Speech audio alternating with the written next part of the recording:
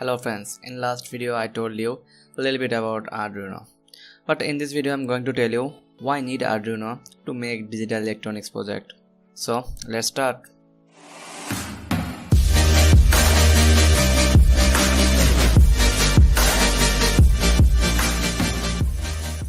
I already told you Arduino runs on a microcontroller, and microcontroller can do only one type of task at a time.